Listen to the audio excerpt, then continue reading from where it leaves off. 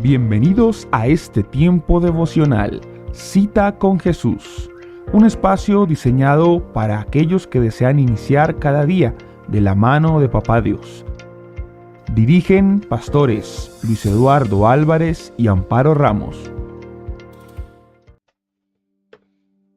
Pero muy buenos días. Esta mañana con ustedes desde nuestro devocional Mi Cita con Jesús. Bueno, hoy madrugamos a buscar a Dios y su palabra, a estar con Él, a escuchar su voz, a darle gracias por un nuevo día, por la vida, por todo lo que nos regalas. Un Dios de amor, un Dios de fidelidad como es Él. Hasta el día de hoy ha sido fiel.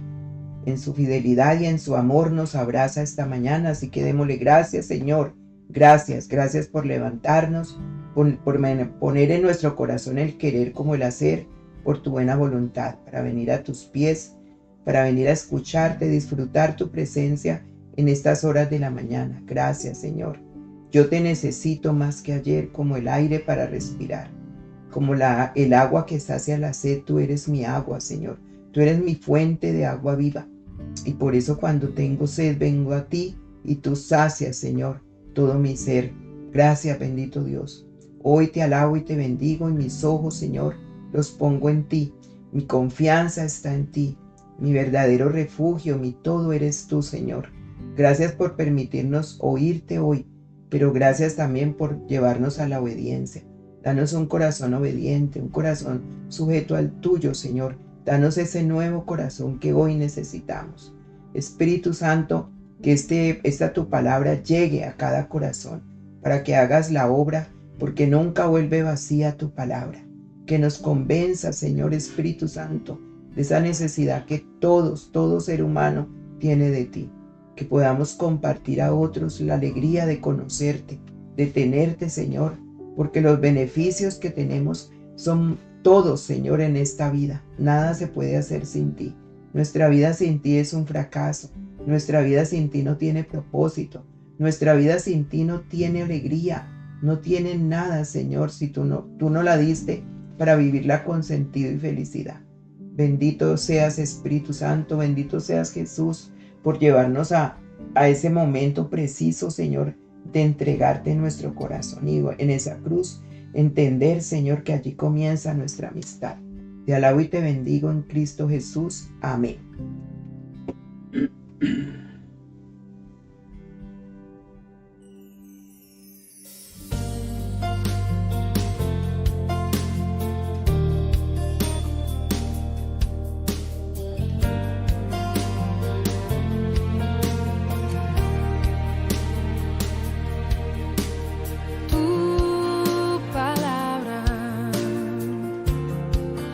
Como aceite sobre mis heridas.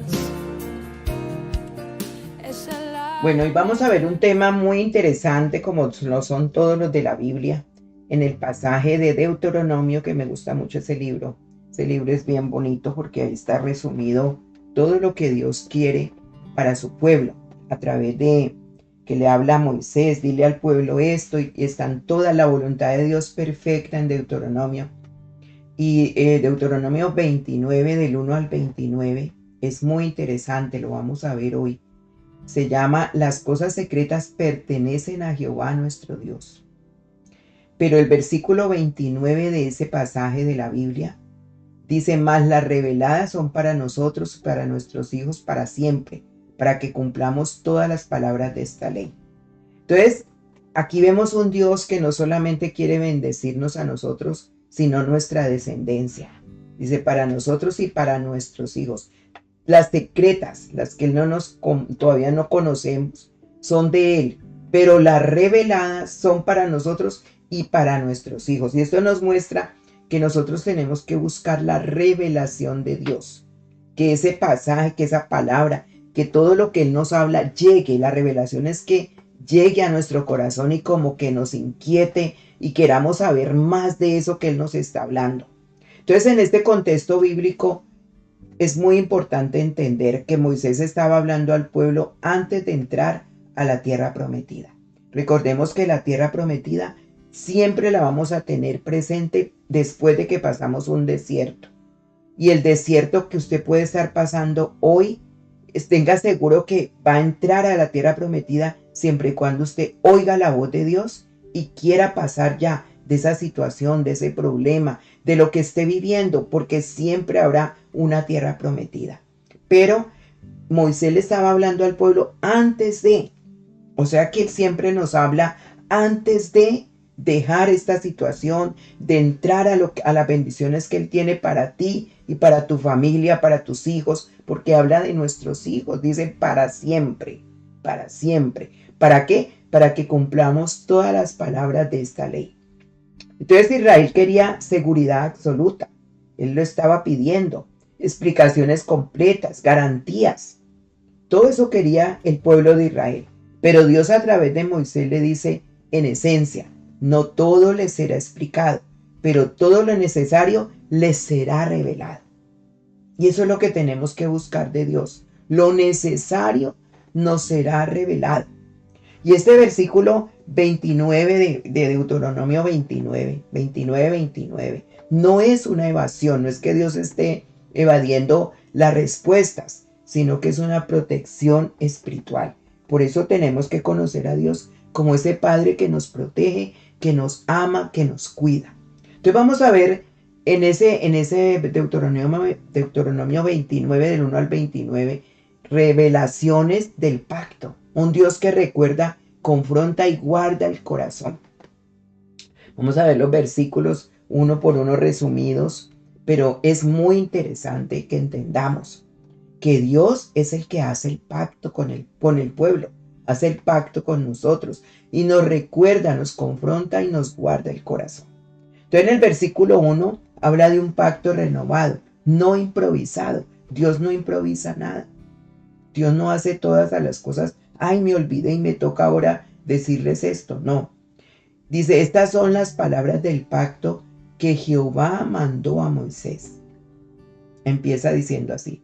Entonces no es un pacto nuevo, es una renovación consciente. ¿Por qué? Porque se da antes de entrar a la tierra prometida. Él los estaba sacando ¿de dónde? De la esclavitud, del desierto donde ellos estaban. 400 años. ¿Cuánto llevas tú en una esclavitud de algo? En un desierto de algo. Y el Señor quiere renovar ese pacto contigo, ya hacerlo, ¿sí? Y te dice antes de. Entonces Dios no quiere que un pueblo cruce sin memoria ni claridad espiritual a lo que Él quiere. Mire, Él quiere que recordemos, ¿sí? Con claridad espiritual. Porque ¿de dónde nos está sacando? ¿Qué es lo que Él quiere en ese pacto? Entonces, antes de avanzar, Dios ordena la historia, recuerda el proceso y sana toda amnesia espiritual. Porque muchas crisis emocionales nacen cuando avanzamos sin integrar lo vivido. Entonces nos olvidamos de dónde nos sacó, qué estábamos haciendo antes, cómo vivíamos antes, quiénes éramos antes. Y nos creemos hasta más que los demás. Y nos damos el gusto de hasta pelear con Dios. Porque nos olvidamos que Él es el Dios grande y poderoso que conoció nuestras debilidades y lo que estábamos sometidos, la esclavitud en la que habíamos vivido. Entonces, antes de avanzar, recuerda, Dios siempre va a ordenar tu historia, va a recordar los procesos y va a sanar esa amnesia espiritual en la que te has metido. Y ya en los versículos del 2 al 6, Él dice, habéis visto, pero no habéis entendido. Jehová no os ha dado un corazón no os ha dado un corazón para entender. Y es que mire, Israel vio milagros, pero no todos los procesaron internamente. Porque ver no es lo mismo que discernir. Ahí es donde viene el discernimiento espiritual. Entonces Dios no es que esté acusando, Dios es que está mirando, describe el estado del corazón del hombre. Por eso tenemos que tener cuidado cuando nosotros vemos un Dios que está mirando el punto en el cual nosotros tenemos que cambiar y nosotros no le hacemos caso. Y a veces nos da miedo leer la Biblia o meternos a conocer a Dios porque pensamos que nos va a castigar y ese no es el corazón de Dios. Por eso tenemos que entender, dice el que me conoce y me entiende, ¿sí? Ese es el que yo miro. No se alabe el hombre en su sabiduría, en sus riquezas, alabes en quien me ha de entender y conocer. Y entender a Dios en este aspecto de cómo estaba llevando este pueblo es lo mismo para nosotros hoy en día. Y es entender que Dios no te está acusando, sino que te está describiendo el estado de tu corazón para que salgas de allí. Entonces esto revela algo que es muy humano. Podemos vivir experiencias espirituales sin que haya una transformación interna. Y por eso es que Él empieza a mostrar y a mostrar, porque hay muchas personas que siguen igual y pueden llevar mucho tiempo conociendo ese Dios todopoderoso, pero no conocen el poder de Dios porque no lo quieren recibir. Y así estaba el pueblo de Israel. El corazón necesita tiempo, rendición y apertura, no solo señales. Y ellos habían visto milagros, pero no todos los procesaron internamente. Ellos en el desierto, ¿cuántas cosas no pasaron? ¿Cuántas cosas no pasaron en el desierto? Y así pasa en el desierto de nuestra vida. Y se nos olvida los milagros que Él hace en el trasegar de ese camino difícil por el que vamos pasando. Los versículos del 7 al 9 habla de una memoria, de una obediencia y una estabilidad. Y entonces les dice, guardad las palabras de este pacto. ¿Sí? Dios conecta la obediencia con la estabilidad, no con perfección. Dios no está buscando que nadie de nosotros sea perfecto. No podemos. Él va perfeccionando las áreas las cuales vamos entregando. Porque conecta memoria con obediencia y estabilidad. Entonces la obediencia con estabilidad no es perfección. La obediencia es una respuesta relacional, no legalista. ¿Sí? Si no haces esto, te vas para el infierno. Eso no es. Es una relación con Él porque le amo, porque he recibido su amor. Entiendo que Él quiere lo mejor para mi vida.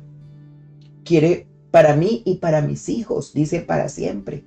Entonces es una respuesta de mi relación con Él, esa obediencia.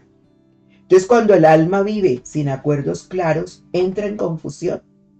Recordemos, en el alma, David le hablaba al alma porque el alma no quería obedecer. El alma es donde están las emociones, la voluntad, los pensamientos, mi yo. Y eso, cuando no hay acuerdos claros, entra en confusión. Entonces Dios establece límites para proteger, no para controlar ni para destruir. Entonces la sanidad emocional crece donde hay claridad espiritual. Por eso la palabra hay que entenderla desde la revelación, no desde las emociones ni lo que me dicen, sino lo que Dios me está hablando a mí. Y ahí es donde yo dispongo mi corazón para escucharlo y para saber qué es lo que Él quiere, ¿cierto?, de mi vida. Los versículos del 10 al 15 habla de un pacto inclusivo y generacional. Un pacto inclusivo y generacional, mire. Y les dice, estás hoy todos vosotros delante de Jehová. Es la parte principal. Usted puede leer los versículos, acompañarme, leer la Biblia, Deuteronomio 29. Pero saco aquí, estáis todos vosotros delante de Jehová.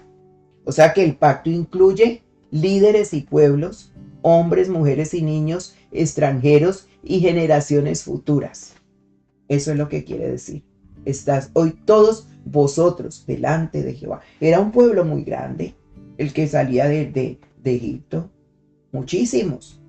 Y hoy estamos nosotros delante de Dios como pueblo, como líderes, como hombres, mujeres, niños, extranjeros, generaciones futuras, porque es descendencia. Eso incluye el pacto. Entonces Dios no pacta solo con individuos, sino con sistemas familiares y comunitarios. Entonces esa sanidad no solo es personal, es relacional y generacional. Por eso lo que tú haces impacta generaciones enteras. Lo que tú siembras sale en cosecha para generaciones. El legado que tú dejas trasciende por generación. Entonces la sanidad no es solo personal, es relacional y generacional. Estás hoy todos vosotros delante de Jehová. Es un recuerdo de que había de todo allí, líderes y pueblo, hombre, mujer y niño. Hoy es igual, eso no ha cambiado. Dios no cambia, es el mismo. En los versículos del 16 al 21 hay una advertencia contra el autoengaño, óigalo bien. Y entonces les dice, no haya entre vosotros raíz que produzca hiel.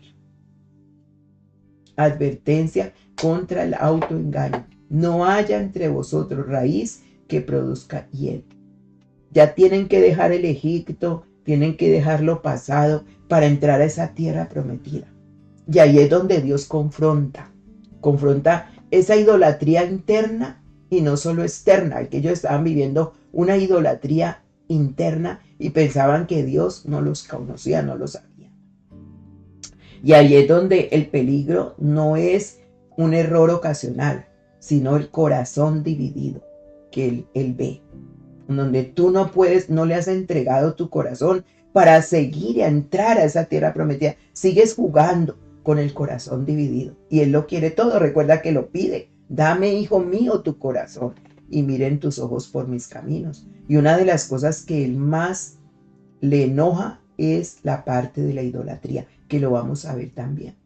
Entonces el peligro no es un error ocasional, sino que ya estaba eso en su corazón y ellos no lo habían entregado. Y les dice, no haya entre vosotros raíz que produzca hiel. Y ahí es donde aparece el autoengaño espiritual. Estoy bien con Dios, aunque mi corazón no esté alineado con Él. Entonces el alma se enferma cuando justifica lo que Dios quiere sanar. Ahí es donde el hombre se queda y no avanza. Y Dios no es que esté castigando, Él nos confronta como confrontó a este pueblo. Todo lo que Él hizo por sacar ese pueblo, aún lo sacó, mire, si la memoria de ellos, todo se les olvidó. Que antes les dio, lo sacó con oro, con joyas, con todo, les pagó, ¿sí? Les hizo pagar los judíos, en el lugar donde ellos estaban. Los egipcios no le habían querido dar a ellos de pago. Los egipcios no le pagaron nada por el trabajo que ellos hacían. Tan fuerte. Todo el tiempo los robaron, los sometieron. ¿Cuántos vivimos así? Viven así, sometidos a cosas que Dios no quiere. Y Dios se las da, las devuelve. Él dice que va y destruye lo que robó, él vuelve y multiplica y da lo que robó el saltón, toda esa parte de Joel que él habla tan claro al corazón del hombre. Y ellos estaban sometidos al faraón, a los egipcios, a toda esa gente que les hizo mal y ellos se olvidaron. Entonces aquí aparece el autoengaño espiritual. Estoy bien con Dios aunque mi corazón no esté alineado. Y ahí es donde el alma se enferma, cuando justifica lo que Dios quiere ya sanar. Entonces, Deuteronomio 29, del 22 al 28, habla algo bien fuerte que ustedes pueden decir, uy, pero el Señor se enojó. Pero vamos a ver tan bello Dios en esta parte para entenderla de acuerdo al Espíritu Santo que nos revela. Dice, la siguiente generación, tus hijos después de ti, los extranjeros que vendrán, verán los desastres que vendrán a esta tierra y las enfermedades que el Señor ha enviado. Verán también que toda la tierra estará ardiendo en azufre y sal, sin ser plantada y sin cosechas. La vegetación no crecerá en ella. Será como la destrucción de Sodoma y Gomorra, Admá y Zeboyín, las ciudades que el Señor destruyó cuando estuvo muy enojado. Luego todas las naciones dirán, ¿por qué el Señor le hizo esto a esta tierra? ¿Por qué se encendió tanto su furor? La respuesta será, porque ellos abandonaron el pacto del Señor, el Dios de sus antepasados que hizo con ellos cuando los sacó de Egipto. Ellos vinieron y sirvieron a otros dioses y los adoraron, dioses que no conocían y que el Señor no les había dado. Entonces el Señor se enojó mucho con esta tierra y envió contra ellos todas las maldiciones escritas en este libro. El Señor los echó de su tierra porque estaba muy enojado y los arrojó a otra tierra que es donde están ahora. Entonces esto les estaba diciendo Moisés al pueblo que le conta, si ellos no obedecían, entonces le tendrían que contar a sus hijos después de ellos, a todos ellos lo que había pasado. Y eso es lo que hoy vivimos. ¿Por qué está este país así? ¿Por qué está esta generación así? Porque tenemos que decir la verdad. Hemos olvidado a Dios, o se han olvidado sus leyes, se ha desobedecido. Y hoy se vive todas enfermedades, tierras deshechas, cosechas sin vegetación, cosas tremendas, enfermedades que uno nunca había oído nombrar, salen. Entonces, cuando nosotros leemos Deuteronomio 29, el que acabamos de leer, del 22 al 28, vemos un lenguaje fuerte, ¿verdad? Tierra arrasada, enfermedad, juicio, enojo divino. Pero si no lo entendemos bien, puede producir un miedo en nosotros o una imagen distorsionada de un Dios que hace un juicio fuerte. Pero no. Según el contexto, Dios está renovando el pacto con Israel antes de entrar a la tierra prometida. Y esto no es una amenaza impulsiva, es una advertencia dentro de un pacto condicional. Si ustedes no obedecen, esto les vendrá. Porque Israel había aceptado una relación de alianza, donde había obediencia igual bendición. Idolatría persistente, consecuencias nacionales, óigalo bien. No era solamente que les pasaba a ellos, sino que manchaban, hacían todo y nacionalmente. Mire, se pasaba de generación a generación la idolatría. Entonces no se trataba de un capricho divino, sino de una responsabilidad espiritual y colectiva, donde ellos habían prometido que así lo harían, que iban a obedecer y que iban a tener toda la bendición, porque Dios quería que sacaran la idolatría del corazón, no solamente de actos, porque todo empieza en el corazón. Entonces aquí Dios está renovando el pacto con Israel antes de entrar a esa tierra prometida. No es enojo impulsivo, es una advertencia dentro de un pacto condicional. Israel había aceptado obedecer a Dios, vivir según su ley, evitar la idolatría. Entonces el pacto incluía bendiciones y consecuencias. Es lo mismo que cuando nosotros recibimos al Señor, ¿verdad? Entramos a esa vida cristiana y vamos conociendo qué nos está afectando a nosotros y qué nos está dañando las bendiciones. Y hacemos Él hace el pacto con nosotros y nos recuerda, mira, Cristo es ese pacto. Lleva todo, Él se llevó todas las enfermedades, todos los pecados, todo en esa cruz. Pagó por ti, ya pagó por ti. No sigas en lo mismo. Eso es igual. Y entonces ya viene en el Nuevo Testamento la sangre de Cristo, que tiene poder y que no podemos. Entonces ya viene Hebreos 10, que es el que una vez leí, que me dejó tan sorprendida, cuando dice que cuando yo hago todo deliberadamente peco. Es como darle al Señor en la espalda, ¿cierto? Y que salga más sangre porque le estoy dando latigazos a Él en la espalda, porque le estoy diciendo, no voy a aceptar, ¿cierto? Ese pacto y voy a seguir haciendo de mi vida lo que quiera. Entonces eso no es que Dios nos quiera obligar, nos está llamando a que pensemos, analicemos cómo quieres seguir viviendo tu vida, el antes, cuando Dios ya te está dando un después para entrar a la eternidad. Aquí ya es ese pacto eterno. Entonces Dios será el que manda enfermedades, como dice allí. Y es que en el lenguaje del Antiguo Testamento muchas veces se atribuye a Dios lo que Él permite dentro de su soberanía. Recordemos, dentro de su soberanía. Entonces aquí hay puntos claves porque hay un lenguaje judicial del pacto. Dios está hablando como juez de una nación que rompió voluntariamente ese pacto y le está llevando a entender unas consecuencias espirituales, porque la idolatría llevaba prácticas destructivas que eran morales, sociales y sanitarias. Porque yo me acuerdo leyendo los dioses, había un dios el dios que aún lo metían dentro del templo y hacían las cosas de su cuerpo allí en medio de eso y adoraban ese Dios. Morales, sociales y sanitarias. Y muchas plagas eran también consecuencia natural del alejamiento de los principios de Dios y le echaban la culpa a Dios. Esas plagas que venían Y él ya había hablado de eso. Entonces la protección de Dios, en algunos casos, más que enviar, Dios retiraba su cobertura y la retira todavía. Y el pueblo experimenta las consecuencias de su decisión.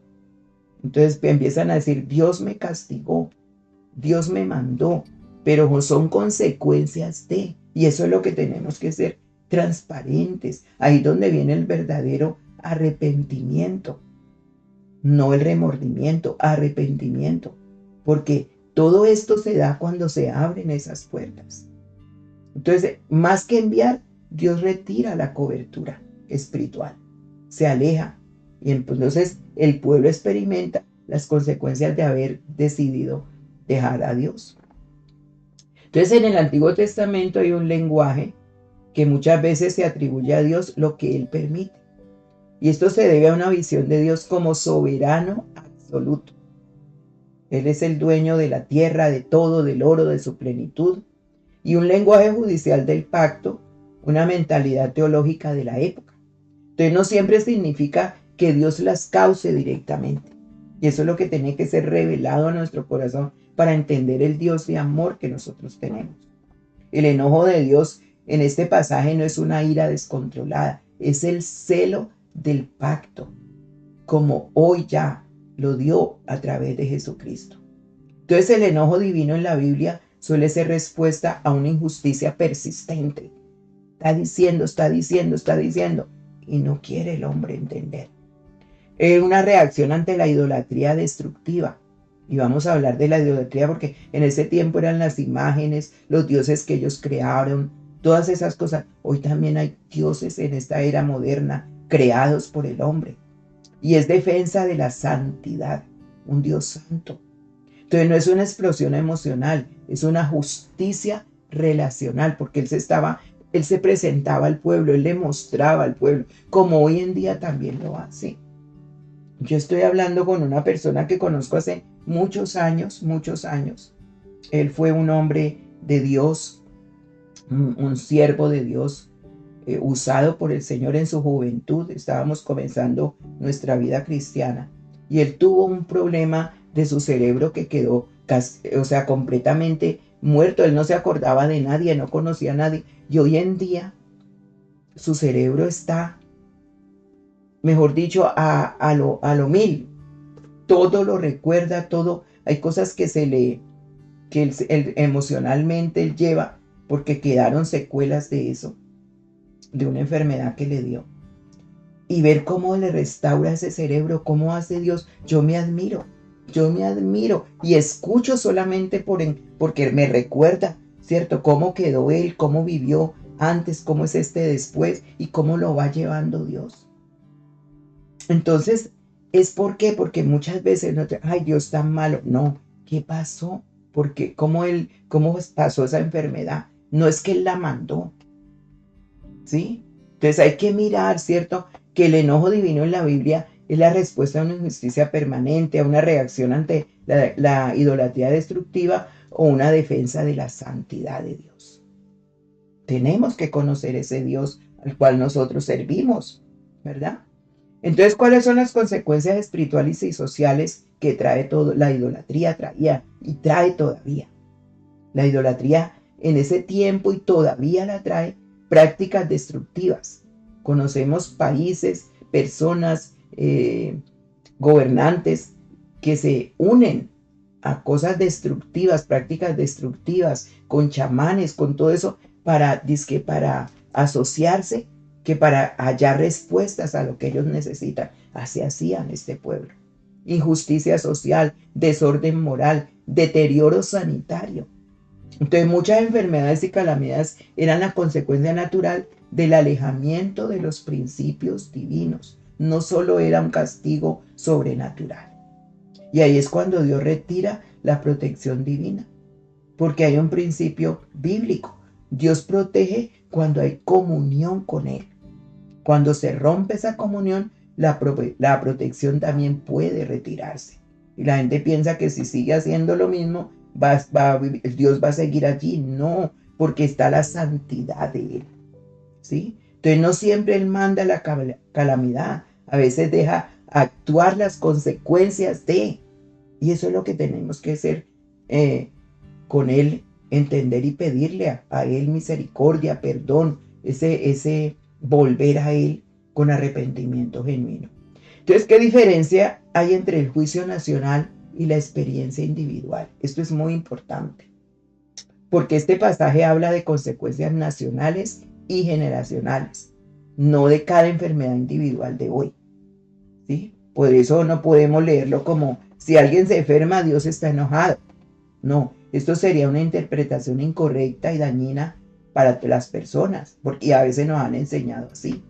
Si estás enfermo es porque estás pecando, si te está pasando esto es porque estás en esto y en esto. Y Jesús mismo corrigió esto en Juan 9, 2 y 3. Cuando le preguntaron si un hombre nació ciego por pecado, Jesús respondió que no había pecado, ni él ni los padres. Él corrigió esto porque a veces pensamos que es que la persona está en pecado porque le está yendo de esta manera. Entonces ese juicio nacional, no individual, es muy importante entenderlo porque habla de nación, de pacto colectivo y de consecuencias generacionales. No significa que toda enfermedad hoy sea castigo, que todo sufrimiento va a indicar un pecado personal, ¿sí? Recordemos, el ciego no estaba así por pecado, en Juan 9:3. Entonces vemos la revelación progresiva. En el Antiguo Testamento vemos la justicia del pacto. En el Nuevo Testamento vemos la plenitud del carácter de Dios en Cristo. Romanos 8:1 nos dice, ninguna condenación hay para los que están en Cristo. Cristo fue el que cargó el juicio del pacto. Entonces la relación ya no está basada en amenaza, sino en gracia. Vivimos por gracia. Y esa revelación es progresiva. La Biblia muestra a Dios progresivamente. El Antiguo Testamento, paz, pacto, justicia y ley. Nuevo Testamento, gracia, redención en Cristo. Entonces recordemos Romanos 8:1. Ninguna condenación hay. Cristo cargó el juicio del pacto. Por eso ya es en Cristo que nosotros tenemos esa amistad y Él es nuestro molde, modelo y ejemplo. Entonces, ¿cómo entender el enojo de Dios? Podemos verlo así. No es una ira impulsiva, es justicia santa, es advertencia amorosa, es consecuencias de romper la alianza. Dios advierte porque nos ama. Es un Padre que no corrige ni abandona, ¿sí? Es un Padre que nos hace entender que el enojo de Dios debe ser entendido correctamente. No es emocional ni descontrolado, es justicia santa. Es celo por el bien de la creación de Él como el ser humano. Es una advertencia amorosa. Dios se enoja porque ama lo que Él creó, claro, y que se está destruyendo. ¿Cómo se sentirá hoy en día Dios con todas las cosas que están saliendo? Pero eso ya estaba escrito también. Entonces, ¿cuál es la diferencia con el enojo humano? El enojo humano es reactivo, egoísta, impulsivo, hace mal.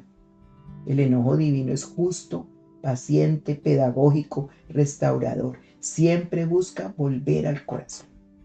En cambio, el enojo humano antes destruye, aleja, ¿sí? Divide, pero Dios no. Siempre busca volver al corazón. Entonces, muchas personas creen que Dios castiga todo error, que Dios envía las enfermedades, que Dios está molesto constantemente. Entonces esto produce culpa crónica, miedo espiritual y rechazo a Dios.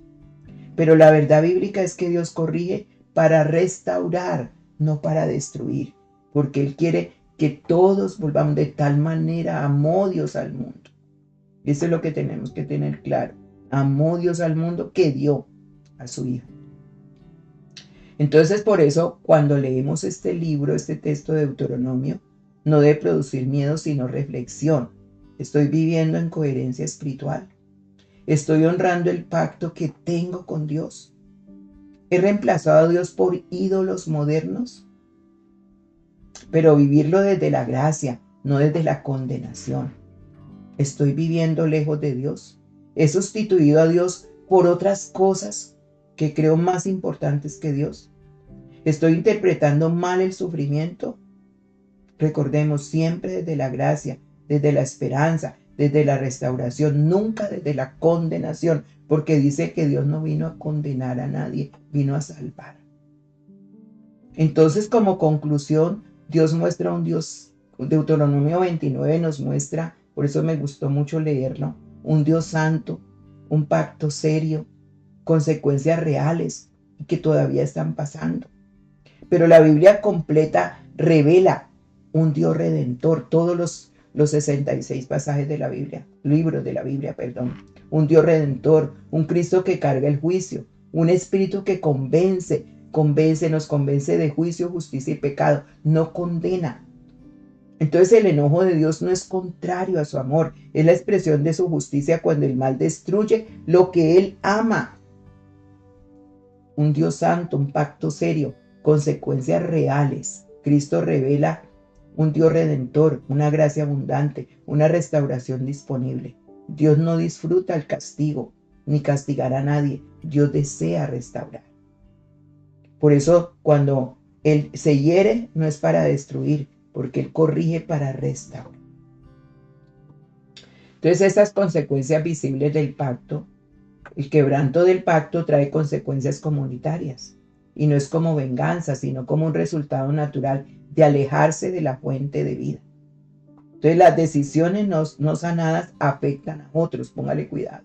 Afectan sus hijos, afectan su entorno. Eso lo estamos viendo. Y el dolor no resuelto se hereda.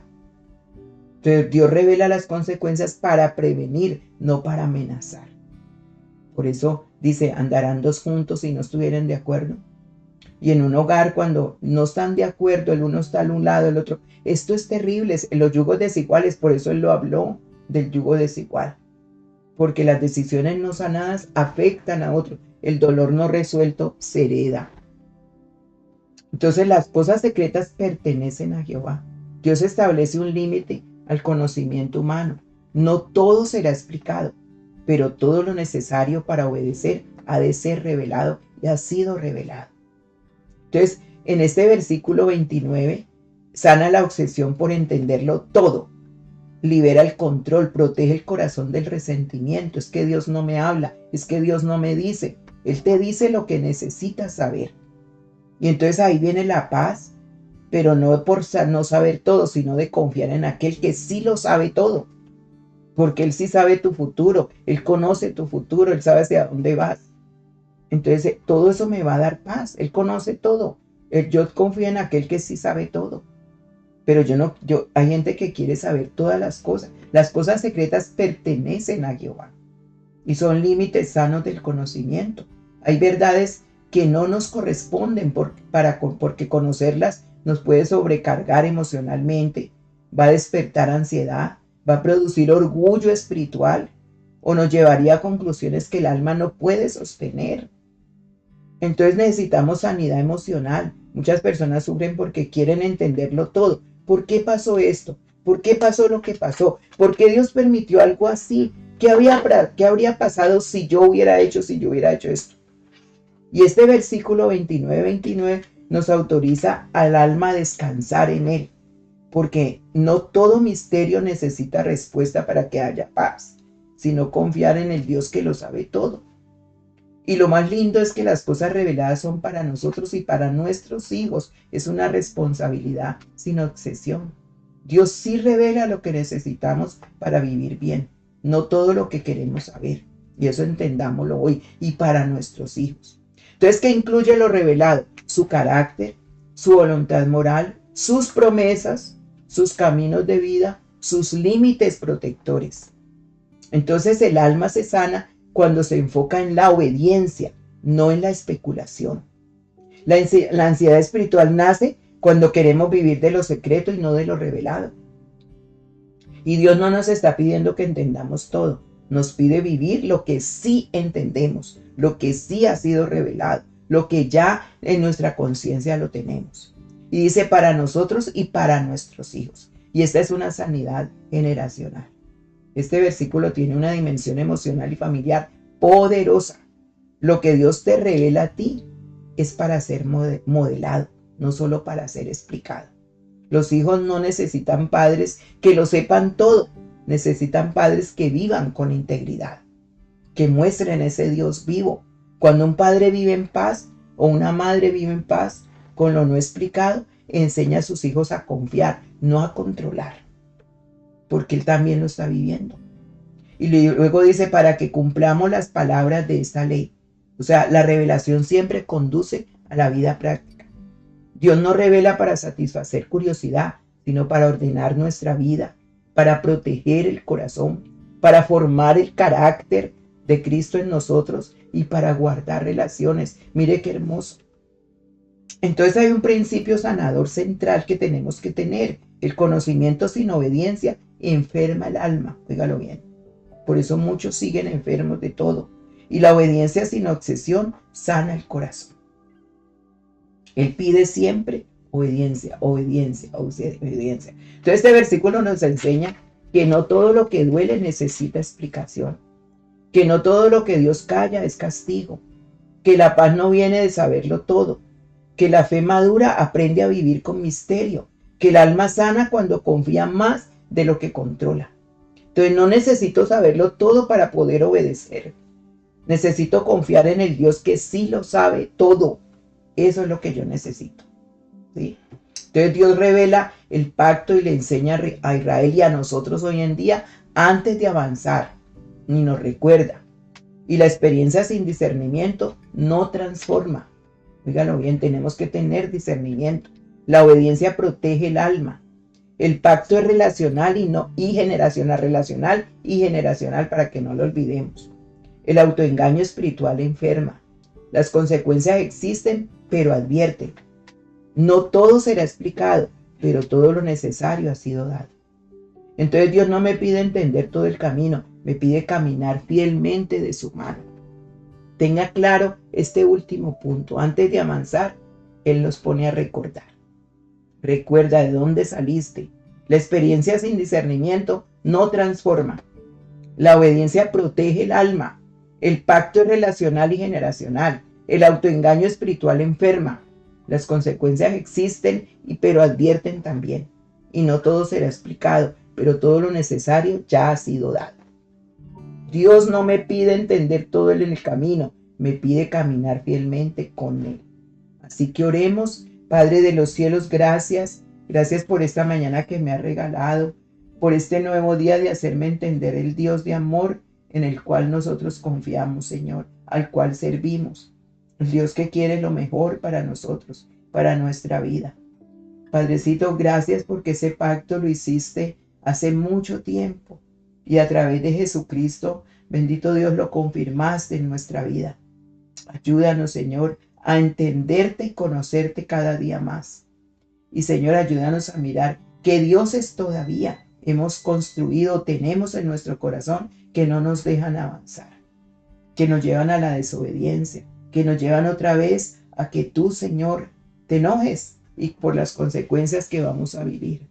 Porque te da tristeza saber que estás hablando y no entendemos, no oímos, Señor. Y tú lo dices en el libro de Isaías. Tienen ojos y no ven, tienen oídos y no oyen. Dios Todopoderoso, permítenos entregarte hoy nuestro corazón, entregarnos a ti completamente, no por fracciones ni partes, no dejar cosas para nosotros que nos van a hacer daño. Y allí lo advertiste, raíz que luego nos produzca hiel, raíz que nos produzca amargura, raíz de cosas a las cuales no hemos renunciado todavía. El pueblo de Israel no había renunciado a la idolatría, las cuales vivieron todo el tiempo, Señor. Y nos pides que guardemos las palabras de este pacto. Porque la obediencia es una respuesta con relación a ti, no legalista, Señor. Es mi relación contigo, mi relación de amor. El pacto que yo también acepto de ti. En obediencia igual bendición. Oración igual bendición. Obediencia igual bendición. Señor, por favor. Porque cuando mi alma está sin acuerdos claros, entro en confusión. Por eso tú estableces los límites para protegerme, no para controlarme. Gracias, Señor, porque la sanidad emocional crece donde hay claridad espiritual. Renueva mi mente. Hazme entender de dónde me sacaste, dónde estoy ahora. Porque es tu amor, Señor, que me sigue cubriendo. Espíritu Santo, no te vayas de mí, no te apagues en mí. No me dejes nunca, Señor. No quites tu protección de mi vida, porque yo te necesito. Gracias, Señor, por hacernos entender ese pacto tan maravilloso a través de Jesucristo y tu sangre preciosa que hoy nos cubre. En Cristo Jesús. Amén y amén. Dios me les bendiga. Hasta pronto.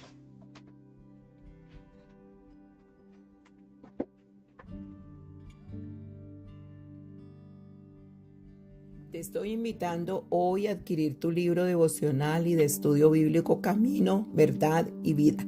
Devocionales que despiertan el alma y alinean el corazón con el de Dios. Este libro es trimestral. Vas a tener devocionales de enero, febrero y marzo. Enero es el camino, febrero es la verdad y marzo es la vida. Camino para iniciar el año con propósito. Verdad para permitir que Dios sane a través de la palabra, te confronte y renueve tus pensamientos, tus emociones, tus decisiones desde la verdad que libera.